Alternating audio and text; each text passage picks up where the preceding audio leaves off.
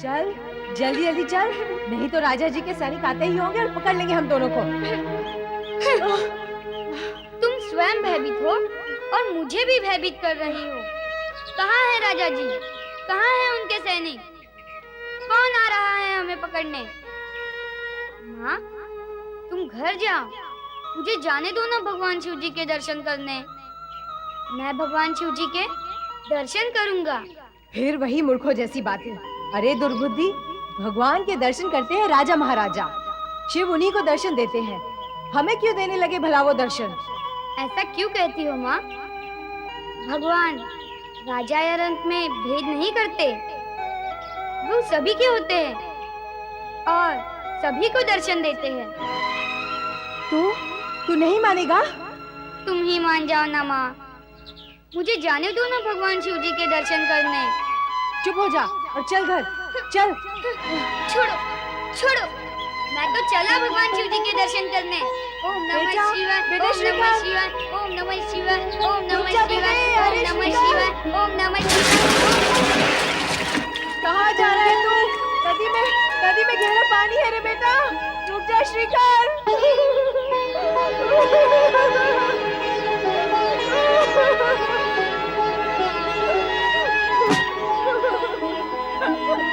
मेरा बेटा, मेरा श्रीकर, अरे उसे बचाओ कोई, मेरा बेटा, मेरा श्रीकर।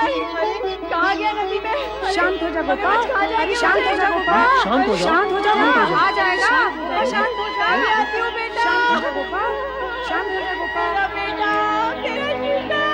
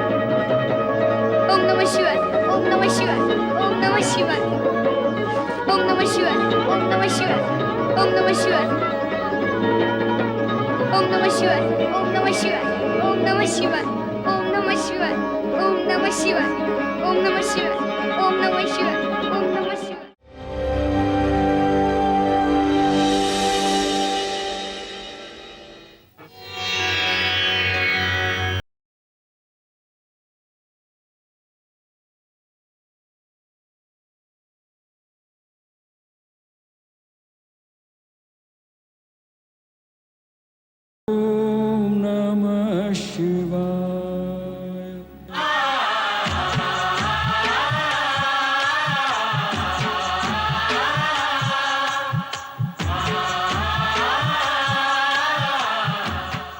मैं ओंकार हूं। जो प्राणी सदा अहंकार में डूबे रहते हैं, मैं उनके लिए विकार हूं। किंतु समभाव और समदृष्टि रखने वाले प्राणियों के लिए मैं कर्णधार हूं। मैं ओंकार हूं। आकाश मार्ग से जाते हुए नारद नीचे वन प्रदेश में महर्षि परशुराम को देखकर उनके दर्शन करने आते हैं, किंतु उनके क्रोध से पीड़ित होकर अदृश्य हो जाते हैं। उधर कैलाश पर पार्वती गणेश को निर्देश देती है कि वो शिव की समाधि स्थल तक किसी को ना आने दे, किंतु परशुराम वहां आकर प्रवेश करना चाहते हैं तो गणेश के साथ विवाद होता है। तत्पश्चात युद्ध भी। ओम नमो भगवते रुद्राय। शिवे भक्ति भक्तिर्शिवे शिवे अन्यथा शरणं नास्ति त्वमेव शरणं मम। कार्तिकेय का प्रणाम स्वीकार करें मुनिवर। यशस्वी भाव शिव भक्ति एवं वैदिक धर्म का प्रचार प्रसार करने का वचन पूर्ण करने के लिए आ गए हो, ये जानकर अति प्रसन्न हूं। मैं अपना वचन अवश्य पूर्ण करूंगा मुनिवर, किंतु इस समय मैं आपके दर्शन करने आया हूं। माता पिता की आज्ञा से मैं पृथ्वी की परिक्रमा के लिए निकला हूं। ये कार्य पूर्ण होते ही मैं आपके पास लौट आऊंगा और अपने शेष कर्तव्य को पूर्ण करूंगा। माता पिता की आज्ञा से परिक्रमा करने निकले थे तो उनकी आज्ञा का उल्लंघन कर यहाँ आश्रम में क्यों चले आए? मैंने कोई आज्ञा का उल्लंघन नहीं किया मुनिवर। पृथ्वी की परिक्रमा करते समय मार्ग में आपका आश्रम आया तो आपके दर्शन का लोभ भी मन में आ गया। दर्शन सत्य है, किंतु दर्शन का लोभ सत्य नहीं है। यहाँ आने का अन्य कारण भी है। हाँ पूज्यवर, अन्य कारण भी है। क्या? पृथ्वी की ये परिक्रमा मेरे और छोटे भाई गणेश के बीच एक स्पर्धा है और छोटे भाई को पराजित कर मैं विजयी होना नहीं चाहता। क्यों? यदि ऐसा हुआ तो जगत में सदा सदा के लिए बड़े भाई के बड़प्पन के प्रति साधारण जन का विश्वास ही उठ जाएगा। जगत का विश्वास प्राप्त करने के लिए तुम क्या स्पर्धा में होने वाली विजय को खो दोगे? जगत के विश्वास की प्राप्ति से बड़ी विजय और क्या है मुनिवर? उसके सामने अन्य सभी विजय तुच्छ हैं। ऐसा ही है और ऐसा ही होगा। यशस्वी भाव, मन प्रसन्न कर दिया है तुमने। जिस शिव भक्ति और वैदिक धर्म का प्रचार तुम करना चाहते हो, उसका व्यवहार तो तुम्हारे जीवन में उतर चुका है। तुम अपने अभियान में अवश्य सफल होगे कार्तिकेय। आज्ञा दीजिए मुनिवर, गणेश मेरी प्रतीक्षा कर रहा होगा।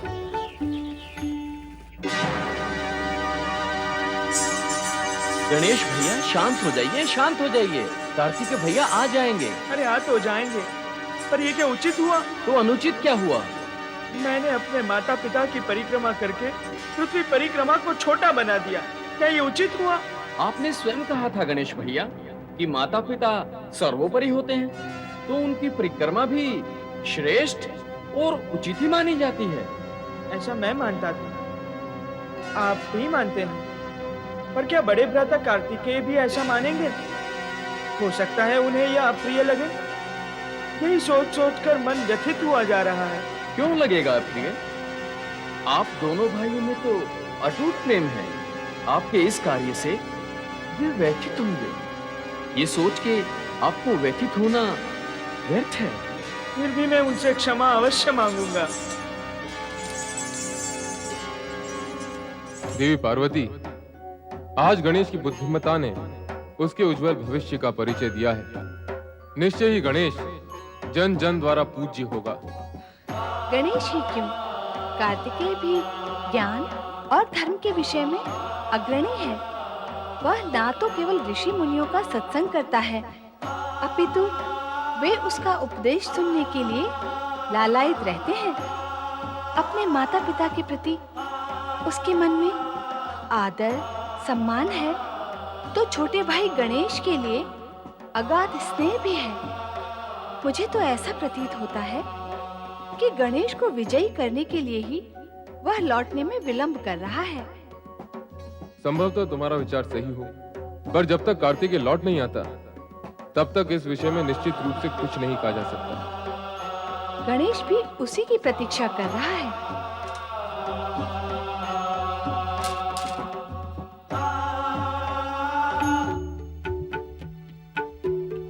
गणेश भैया, वो देखो, कुमार कार्तिकेय आ गए।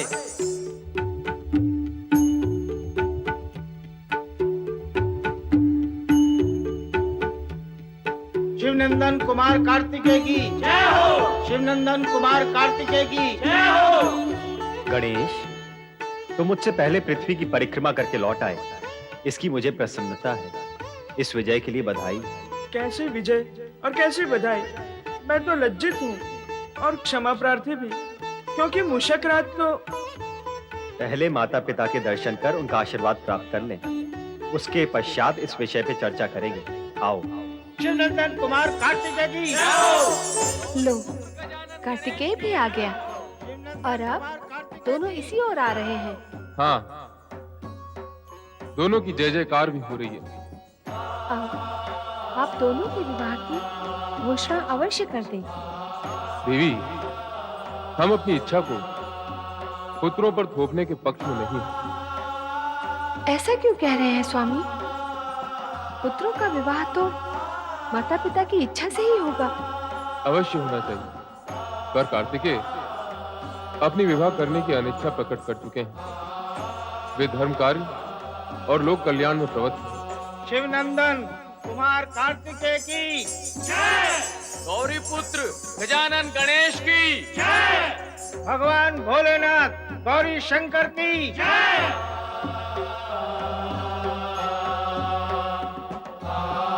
तुम दोनों ही पृथ्वी परिक्रमा में विजयी रहे हो। गणेश ने अपने बुद्धि कौशल से माता पिता की परिक्रमा करके पृथ्वी परिक्रमा का पुण्य प्राप्त किया, और कार्तिकेय ने पृथ्वी की परिक्रमा करके माता पिता की आज्ञा का पालन किया। ओम नमः शिवाय। ओम नमः शिवाय। आओ नारद, तुम सदा ही समाचार लेकर आते हो, आज समाचार लेकर जाना। भगवान, क्या है वो शुभ समाचार जो कैलाश से प्रसारित होने जा रहा है? मैं भी तो सुनूं। गणेश और कार्तिकेय दोनों ही पृथ्वी की परिक्रमा स्पर्धा में विजयी होकर लौटे हैं। निस्संदेह शुभ समाचार है। स्पर्धा में दोनों का विजयी होना जगत के लिए शुभ संदेश है। शुभ संदेश कैसे नारद? माता, प्राय स्पर्धा में ईर्ष्या, अहंकार और दुर्भावना गतिमान रहती है, परंतु ये स्पर्धा जगत की अनूठी स्पर्धा मानी जाएगी। स्कंद कुमार कार्तिकेय मंद गति से अपने वाहन मयूर पर जा रहे थे ताकि अनुज गणेश की विजय हो, और गणेश ने विजय की लाभ या लोभ से नहीं, माता पिता की आज्ञा का पालन पूर्ण करने के हेतु माता पिता की परिक्रमा की। माता, यह आदर्श स्पर्धा क्या जगत को यह शुभ संदेश नहीं देती? यदि स्पर्धा सद्भावना पूर्ण हो तो दोनों पक्ष संतुष्ट और विजयी हो सकते हैं। नारद, तुमने तो समाचार को शुभ संदेश बना दिया।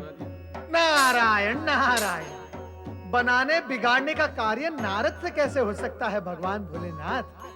ये सब तो आपकी लीला है।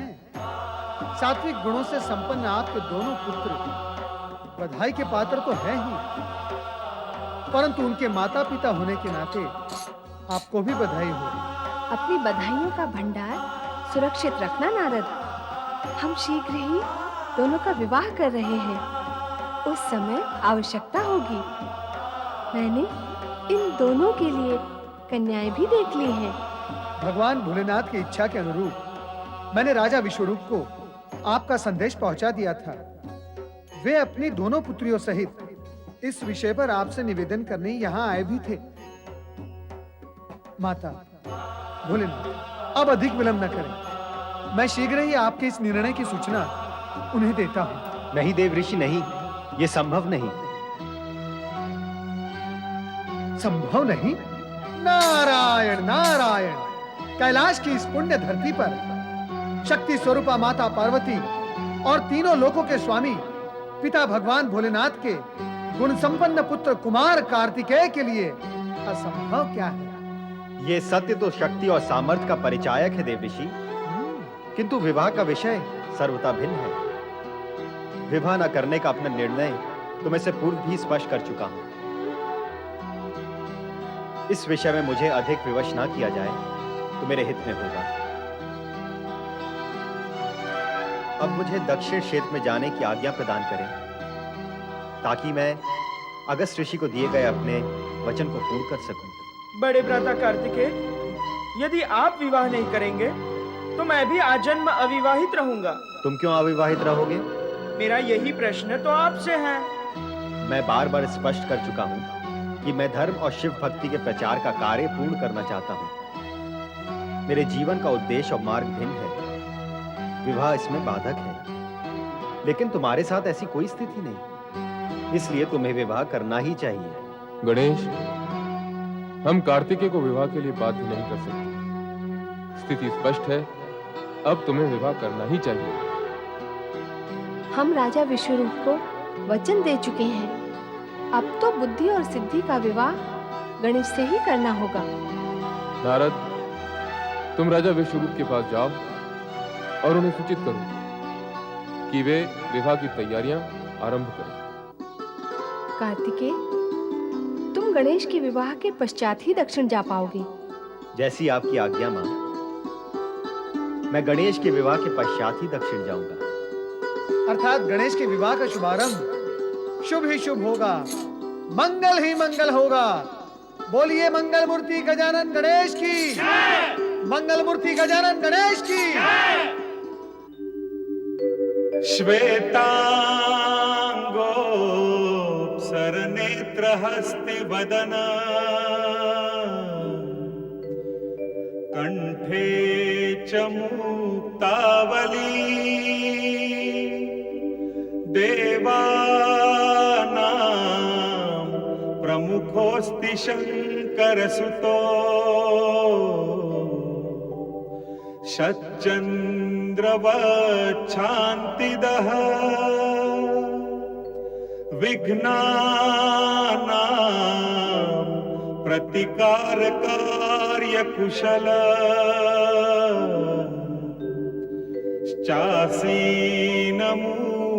शासनो सोयात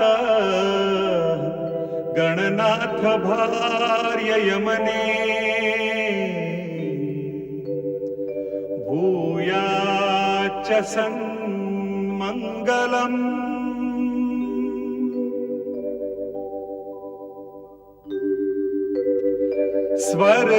स्वर्गंगा सुरभिश्च दैव ततरु सूर्याच भाकौमुदी सिद्धिं पुण्य विवाह कार्य परका दृष्ट्वा च सम्मोहिताः तद्वद् बुद्धि विवाह कार्यकरणे मज्जन्ति दिग्देवताः इत्थं सिद्धि सुबुद्धिदन्ति यमने कुर्वन्तु वो मंगलम्।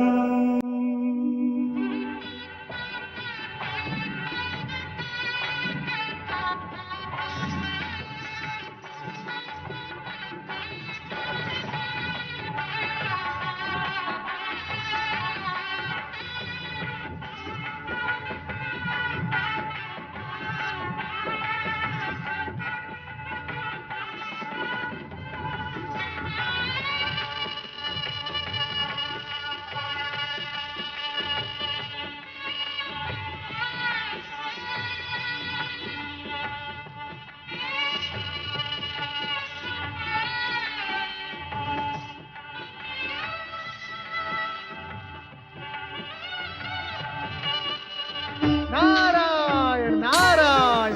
उपस्थित भक्तगण ध्यान से सुनेंगे तो लाभ होगा। गणेश जी भगवान भोलेनाथ और माता पार्वती के पुत्र होने के कारण विघ्नहर्ता और सुखकर्ता तो है ही है, परंतु इस विवाह उपरांत अब उनके गुण और शक्ति में वृद्धि हुई है, क्योंकि अब उनके साथ बुद्धि और सिद्धि है। जो भी भक्तगण गणेश जी के साथ बुद्धि सिद्धि की आराधना करेगा, उसे बुद्धि और सिद्धि के साथ रिद्धि, वैभव, ऐश्वर्य सब कुछ प्राप्त होगा। इसलिए मेरे प्रिय भक्तगण मेरे साथ प्रेम और श्रद्धा से बोलो, ओम श्री गणेशाय नमः। ओम श्री गणेशाय नमः। ओम श्री गणेशाय नमः। ओम श्री गणेशाय नमः। ओम नमः शिवाय। ओम नमः शिवाय। जय गौरी शंकर, जय गौरी शंकर। तेजस्वी यशस्वी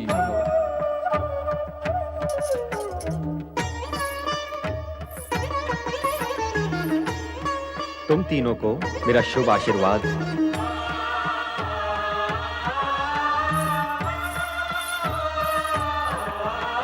जगत का कल्याण ही कल्याण करते रहो। अब मैं माता पिता का आशीर्वाद प्राप्त कर दक्षिण की ओर प्रस्थान करूंगा।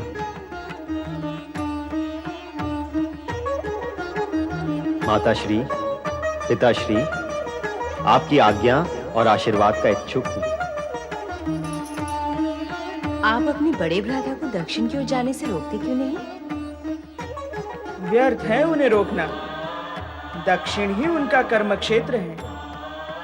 वे वहां जाकर धर्म और भक्ति की नई परंपरा को सूत्रपात करेंगे तथा अन्य देवी देवताओं से अधिक पूज्य होंगे।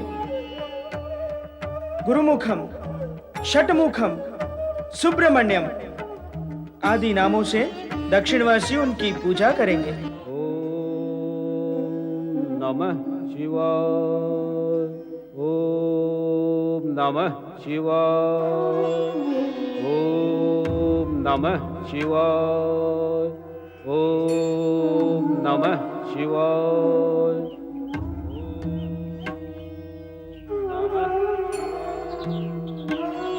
अरे रुक क्यों गया? चल आगे बढ़। तनिक सुनो माँ, ध्यान से सुनो। क्या सुनूं? क्या तुम्हें कुछ भी सुनाई नहीं देता माँ? इन दो कानों से तो मुझे कुछ भी सुनाई नहीं देता, पर तेरे भी तो चार कान नहीं है। ऐसा क्या है जो मैं नहीं सुन सकती और तू सुन रहा है? ओहो माँ, कान से नहीं, मन से सुनो, मन से, फिर तुम्हें भी सुनाई देगा। क्या सुनाई देगा? ओम नमः शिवाय। ओम नमः शिवाय। ओम नमः शिवाय।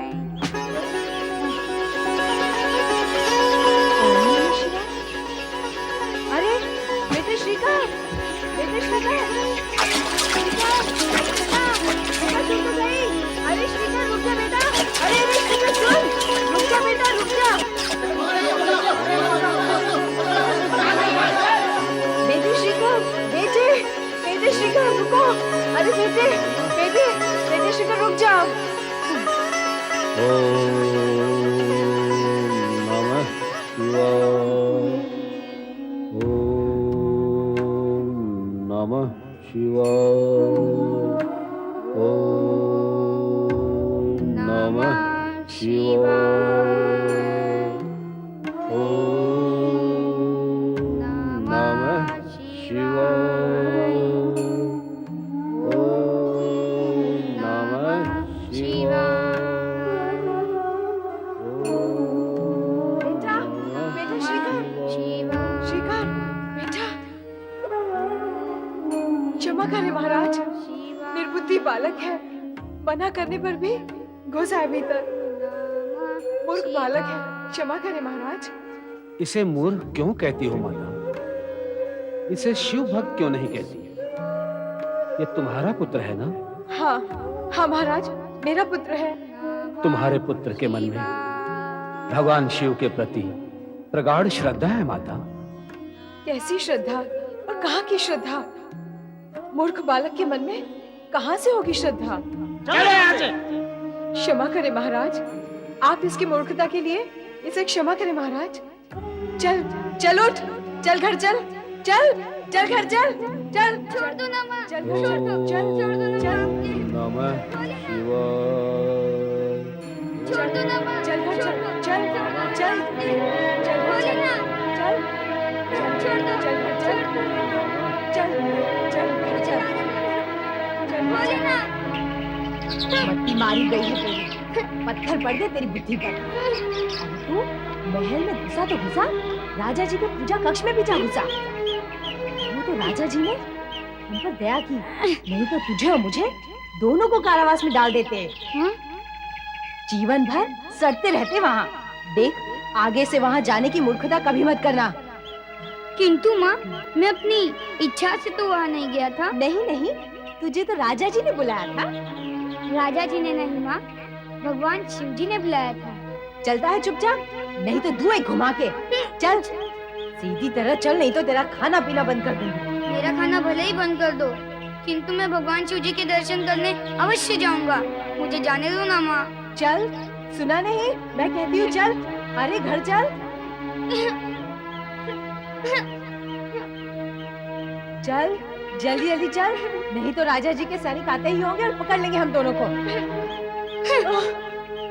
तुम स्वयं भयभीत हो और मुझे भी भयभीत कर रही हो। कहाँ है राजा जी? कहाँ है उनके सैनिक? कौन आ रहा है हमें पकड़ने? माँ, तुम घर जाओ, मुझे जाने दो ना भगवान शिव जी के दर्शन करने। मैं भगवान शिव जी के दर्शन करूंगा। फिर वही मूर्खों जैसी बातें। अरे दुर्बुद्धि, भगवान के दर्शन करते हैं राजा महाराजा, शिव उन्हीं को दर्शन देते हैं। हमें क्यों देने लगे भला वो दर्शन? ऐसा क्यों कहती हो माँ? भगवान राजा या रंक में भेद नहीं करते, वो सभी के होते हैं और सभी को दर्शन देते हैं। तू नहीं मानेगा? तुम ही मान जाओ ना माँ, मुझे जाने दो ना भगवान शिव जी के दर्शन करने। चुप हो जा और चल घर चल। छोड़ो छोड़ो, मैं तो चला भगवान शिव जी के दर्शन करने। ओम नमः शिवाय, ओम नमः शिवाय, ओम नमः शिवाय, ओम नमः शिवाय, ओम नमः शिवाय, ओम नमः शिवाय। कहाँ जा रहा है तू? नदी में गहरा पानी है रे बेटा, रुक जा श्रीकर।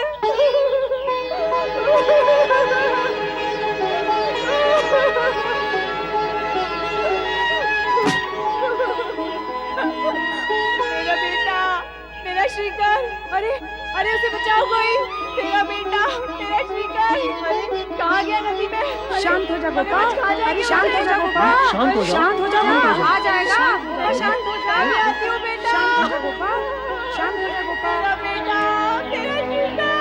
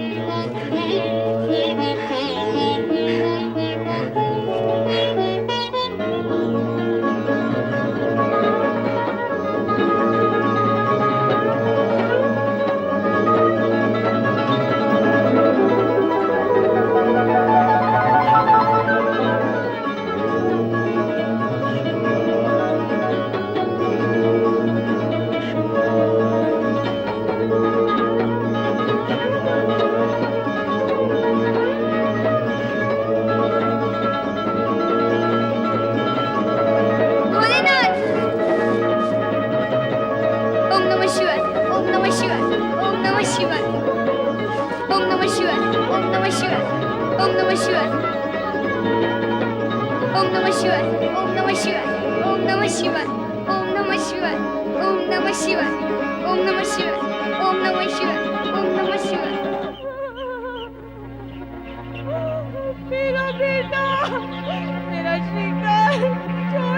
मुझे, अब मैं किसके सहारे जीऊंगी?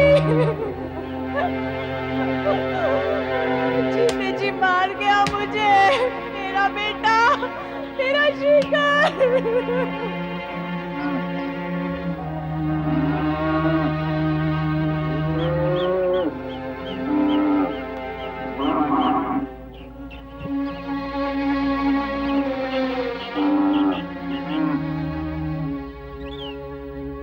गोपा नदी किनारे रोती ही जा रही है। क्या हुआ उसे? लगता है उसका बेटा श्रीकर कहीं भाग गया है। भागेगा क्यों? कहीं गया होगा, आ जाएगा। वो शिव जी की भक्ति में बावला होकर नदी में कूद पड़ा। नदी में कूद पड़ा? अब उस बेचारी गोपा का क्या हाल हुआ होगा रोते रोते। अरे उसे कोई धीरज तो बंधा। हाँ, उस निर्धन का धन तो उसका बेटा श्रीकर ही है। अब खड़े खड़े यहाँ दया ही दिखाते रहोगे? चलो चलकर उससे पूछते हैं और श्रीकर को ढूंढने का उपाय करते हैं। हे भगवान, ये क्या कर दिया तुमने? ये क्या अन्याय किया? क्या दोष था मेरा? क्या अपराध किया था मैंने? क्या किसका मन दुखाया था मैंने? क्यों मेरे बेटे को मुझसे अलग कर दिया? अब मैं जीऊंगी किसके सहारे? हाय, मैं क्या करूं? मैं क्या करूं? मेरा क्या होगा? कहाँ है वो? क्या बताऊं? कहाँ है वो? जानती तो वहां न जा पहुंचती। क्या तुम ये भी नहीं जानती तुम्हारा बेटा श्रीकर कहाँ है? केवल इतना ही जानती हूँ कि भगवान शिव के दर्शन की हद करते हुए वो शिप्रा नदी में कूद पड़ा और वहाँ से वो बाहर नहीं आया। क्या शिप्रा नदी में कूद पड़ा? शिव दर्शन के लिए तुमने रोका नहीं उसे? कैसी माँ हो तुम? तुम्हें भी कूद जाना था उसके पीछे। क्या किसी ने उसे नदी से निकाला नहीं? क्या वहाँ कोई नहीं था?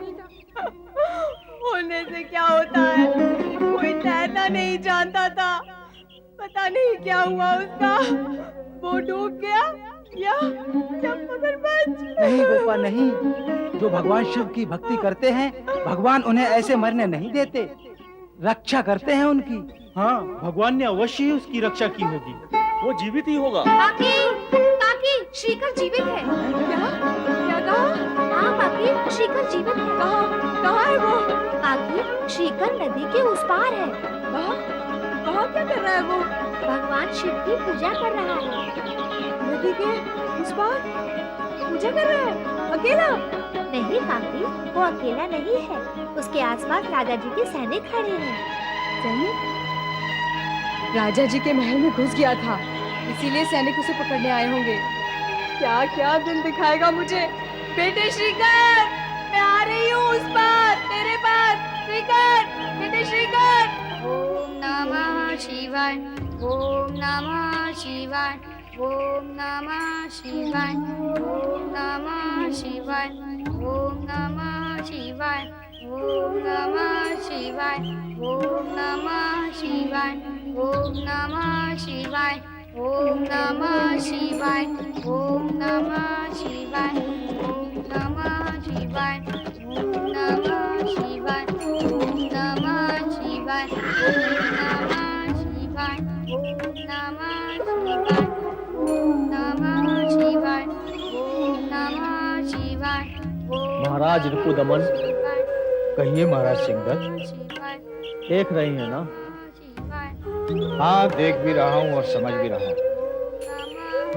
राजा चंद्रसेन की इस नगरी में छोटे छोटे बालक भी शिव भक्ति और पूजा में डूबे हुए हैं।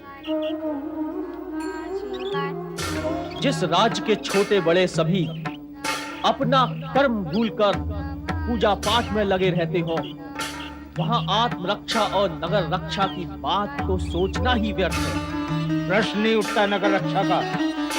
राजा सिंहदत्त, मैं तो कहता हूँ जिस राज्य का राजा चंद्रसेन स्वयं रात दिन शिव भक्ति में खोया रहता है, वहाँ की प्रजा भला अपनी रक्षा की बात सोच ही कैसे सकती है?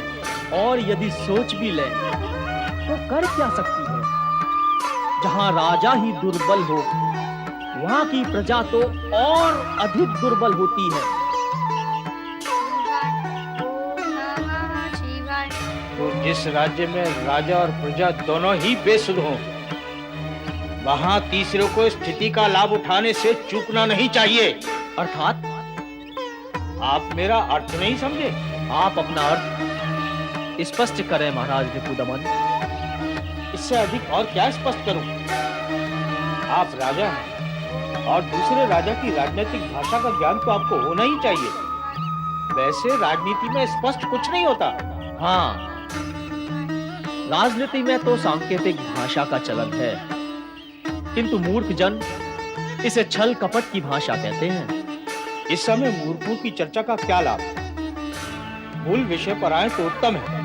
विषय और विचार तो हम दोनों के हित में है। इस उज्जैन नगरी का राजा चंद्रसेन सदैव ही शिव भक्ति में खोया रहता है। शासन पर उसकी पकड़ ढीली हो चुकी है। ऐसे में हम उस पर आक्रमण करके उज्जैन नगरी पर सहज ही अपना अधिकार प्राप्त कर सकते हैं। फिर इसके 2 बराबर भाग करके आपस में बांट लेंगे। मैं आपसे सहमत हूं। हम सहज ही राजा चंद्रसेन को बंदी बना लेंगे। आज्ञा दीजिए महाराज, हम अभी अपनी अपनी सेना को लेकर जाते हैं और राजा चंद्रसेन को बंदी बनाकर लाते हैं। जाओ, विजयी हो, चलो।